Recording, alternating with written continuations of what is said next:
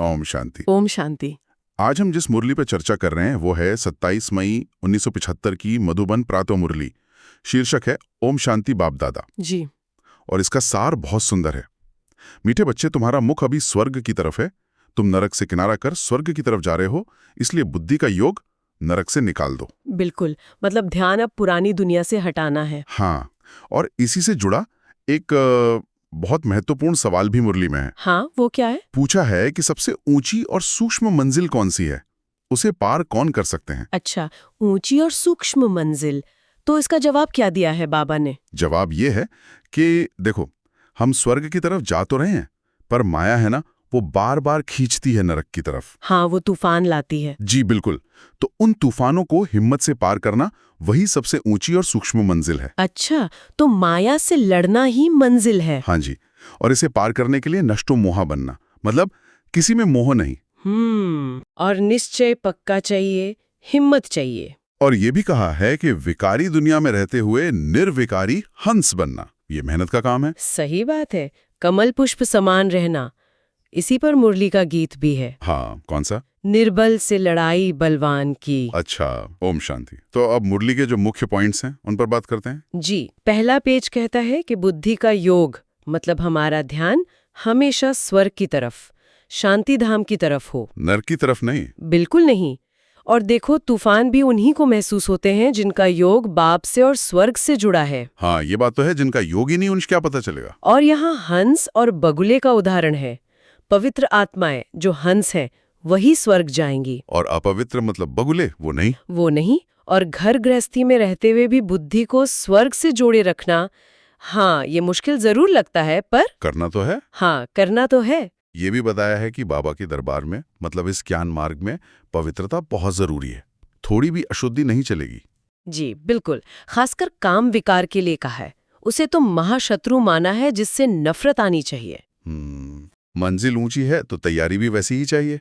हाँ जी, वो गेटवे तो हेवन का जो गोले का चित्र है ना, वो समझने के लिए काफी अच्छा है। अच्छा, अब दूसरे पेज पर आते हैं। यहाँ बताया है कि बाप रोज नए नए डायरेक्शन देते हैं। जी, और दुनिया में तो देखो दुख ही दुख है।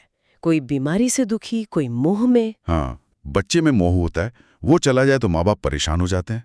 अमीर गरीब सब दुखी हैं। इसीलिए बाबा कहते हैं पढ़ाई पर पूरा ध्यान दो, रोज रात को अपना चार्ट देखो। चार्ट मतलब आत्मनिरीक्षण। हाँ, कि आज मैंने किसी को दुख तो नहीं दिया, कोई भूल तो नहीं हुई। अच्छा, और ज्ञान धारण करने के लिए पवित्र बुद्धि चाहिए, सोने का बर्तन जैसे। जी, मैली बुद्धि में ज्ञान नहीं टिकेगा। और ये लड़ाई जो है पुरुषार्थ की, इसके बाद ही स्वर्ग के गेट खुलेंगे। बिल्कुल। और जो लायक नहीं बनते, वो आत्माएं पहले मुक्ति धाम जाएंगी, सजा भोग कर, हिसाब चुकता करके। कई बच्चे मुरली मिस कर देते हैं, सोचते हैं क्या हुआ। बाबा कहते हैं ये देह अभिमान है, अपना ही नुकसान है। श्रीमत पर नहीं चलेंगे तो ऊंचा पद कैसे मिलेगा? सही बात है। सारा मदार तो याद की यात्रा पर है। हाँ जी, याद से ही विकर्म विनाश होंगे। चलते फिरते काम करते बाप को याद करना है। माया ने सबकी बुद्धि को पत्थर जैसा बना दिया है, अब बाप हमें पारस बुद्धि बना रहे हैं। जी, अब तीसरे पेज की बात करें तो वहाँ बाप के डायरेक्ट आने का महत्व बताया है। हाँ, कि अभी जो करेंगे उसका पद्म गुणा रिटर्न मिलेगा। इसीलिए कहा है सब कुछ बाप को सरेंडर करो। बाबा, ये सब आपका है। इससे पुण्यात्मा बनेंगे। हाँ, सतयुग में तो दान पुण्य होता नहीं, अभी करना है। जिनके पास साधन है वो सेंटर खोलें, प्रदर्शनी लगाएं। और गरीब हैं तो घर पर ही बोर्ड लगा दें, गेटवे टू हेवन। रास्ता तो सबको बताना है। लोग समझते ही नहीं कि वो नरकवासी हैं। वही तो, सतयुग में हम पूज्य थे, अब पुजारी बन गए। बच्चों को नशा रहना चाहिए कि भगवान हमें पढ़ा रहे हैं। हाँ, बाप को याद करने से ही पुण्यात्मा बनेंगे। कुमारियों के लिए भी कहा है। जी, उन्हें सेवा का जोश रखना है, भारत को स्वर्ग बनाना है, अपने 21 कुलों का उद्धार करना है। बहुत अच्छी प्रेरणा है।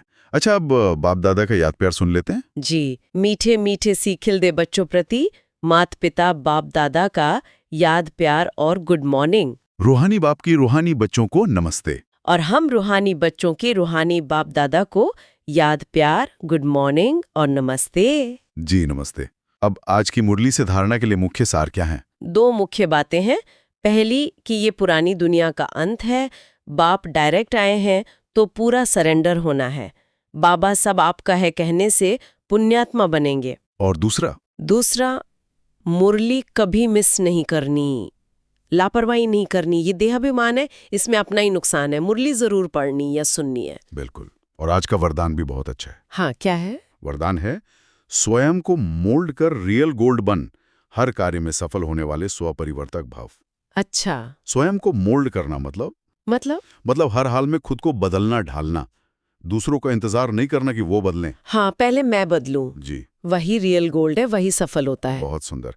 और स्लोगन है, अपने श्रेष्ठ जीवन के प्रत्यक्ष प्रमाण द्वारा बाप को प्रत्यक्ष करो। वाह, मतलब हमारा जीवन ही सबूत बने। हाँ जी। आखिर में कुछ अव्यक्त इशारे भी हैं। जी, वो भी जरूरी हैं, जैसे रूहानी रॉयल्टी और पवित्रता की पर्सनैलिटी धारण करनी है। और बाप समान बनने के लिए वो जो काम महाशत्रु है वो सपने में भी ना आए। सही बात है। और सदा भाई भाई की दृष्टि रहे, सहज रूप से। आत्मा की जो असली गुण स्वरूप और शक्ति स्वरूप हैं उससे नीचे नहीं आना है। बहुत गहरे इशारे हैं ये तो। जी, तो ये थी आज की मुरली पर हमारी चर्चा। जी। अगर आपको ये प्रस्तुति पसंद आई तो कृपया लाइक करें और हमारे चैनल को सब्सक्राइब करें ताकि आने वाली प्रस्तुति सबसे पहले आपको मिल सके। ओम शांति।